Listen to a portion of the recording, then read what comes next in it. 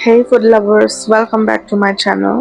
So আজি এটা অসমৰ ট্ৰেডিশনেল সুইট ডেজাৰ্ট বুলিয়ে ক'ম আৰু ওড়িশাৰ খুব ফেমাস হয় আঙুলি পিঠা বনাবলৈ লৈছোঁ। তাৰ কাৰণে ইনগ্ৰেডিয়েন্টছ লাগিব ৰাইচ ফ্লাৱাৰ। মই নিমখীয়া বনাম সেইকাৰণে অকণমান নিমখ দি দিছোঁ। কোনোবাই যদি মিঠা ভাল পায় দেন গুড় ইউজ কৰিব পাৰে। আগেন ডো বনাবৰ কাৰণে মই গাখীৰ ইউজ কৰিছোঁ। এইটো টোটেলি অপশ্যনেল। বহুতে পানী দি পেলাই ডোটো বনায়, গাখীৰ দিলে অকণমান টেষ্টটো ধুনীয়া হয়, সেইকাৰণে মই গাখীৰ দিছোঁ। তাৰপিছত আটা মঠাৰ নিচিনাকৈ চেম পঠিয়াব লাগিব। চেম ৰুটি বনাবৰ কাৰণে আমি যেনেকৈ ডোটো বনাই লওঁ তেনেকৈ ডোটো বনাই ল'ব। তাৰপিছত এটা এটাকৈ ফিংগাৰ শ্বেপত, সেইটো একচুৱেলি মিনিং হয় আঙুলি পিঠাৰ। ফিংগাৰ শ্বেপ দি পেলাই আমি পিঠাটো বনোৱাৰ কাৰণে আঙুলি পিঠা বুলি কওঁ। আপোনালোকে তেনেকৈ বনাই যাব। অকণমান যদি ডিফাৰেণ্ট কৰিম বুলি ভাবে তেনেহ'লে কালাৰ্ছ ইউজ কৰিব পাৰে।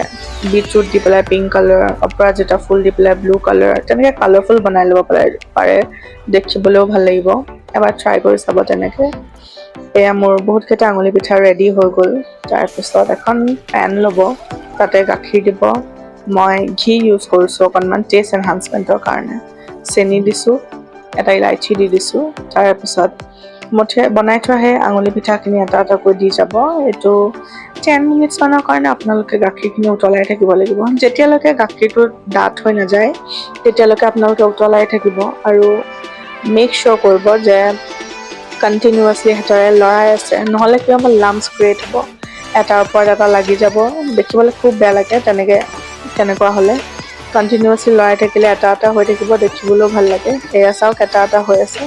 তাৰপিছত মই ড্ৰাই ফ্ৰুটছ, কেশ্যু নাটছ দিছোঁ, গ্ৰেটেড ক'ক'নাটছ দিছোঁ, দেন কিচমিচো দিছোঁ। এইটো টোটেলি নিজৰ কথা, যি ভাল পায় আপোনালোকে ড্ৰাই ফ্ৰুটছ সেয়াই ইউজ কৰিব। মই এইখিনিয়ে ইউজ কৰিছোঁ আৰু এয়া ৰেডি হৈ গ'ল আঙুলি পিঠা। একেবাৰে কম সময়ৰ ভিতৰত আপোনালোকে বনাব পৰা এটা চুইট ডেজাৰ্ট হয় আৰু একো ফেঞ্চি ইনগ্ৰিডিয়েণ্টছো নালাগে। চবৰে কিটচেনত এইখিনি ইনগ্ৰিডিয়েণ্টছ থাকেই, আপোনালোকে বনাই চাব।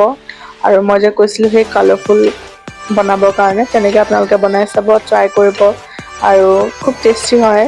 ঘৰত চবেই ভাল পাইছে, আপোনালোকে